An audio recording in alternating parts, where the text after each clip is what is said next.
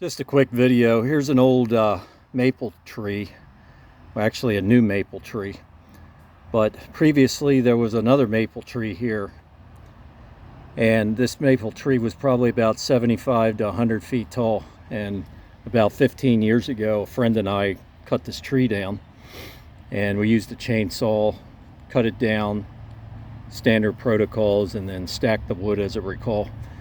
And just basically trying to get rid of it. It was rooting up near a carport, so I wanted to make sure it didn't destroy the pavement and all that kind of stuff. So one thing we didn't do, because we were in a hurry, is we cut it down to the surface of the ground, but we didn't really get rid of the roots. And well, fast forward 14 years or so, and I just happened to come by here and I looked at it and I noticed this new tree coming up right here, and there it is. You can see it's growing a whole new tree. Started out as a little stick, a little sapling, and then now it stands every bit of 20 feet tall. And pretty amazing here that the root system in this old maple tree that was here for probably 50 years is still sound, is still good. And as a result, that new sapling came up through that root system, and lo and behold, you have a new tree here. Little quick analogy, you know, sometimes we may have shipwrecked our faith.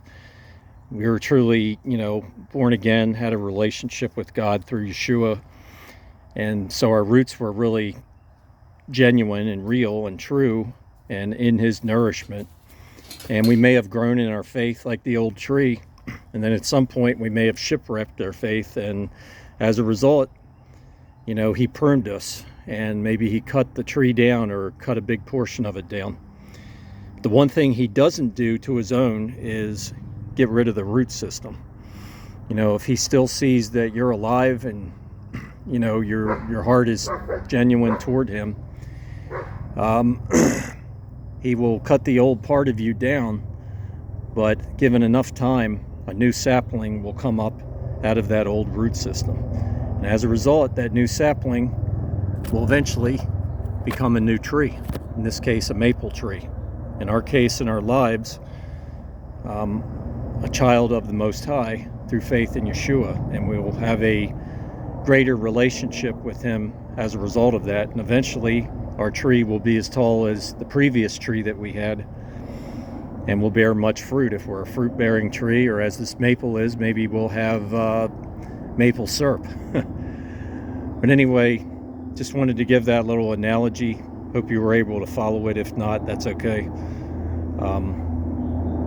This is one of the reasons I believe Yeshua taught parables that were grounded in farming and grounded in nature. He used a lot of those type of parables so that common everyday people of his day could relate to them. And for me, they're still relatable because I love the outdoors. I love working with trees and plants and growing stuff. And the more we're into his word, the more we'll see how the Most High uses the things in nature to compare us to compare his people to. And so if your roots are good, they're in the soil of his grace and mercy.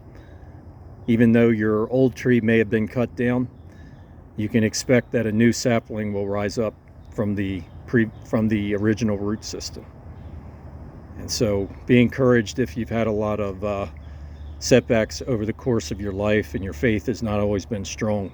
Your roots may very well still be good, and as a result, you'll see a new tree emerge and you can begin to bear much fruit for him. Take care.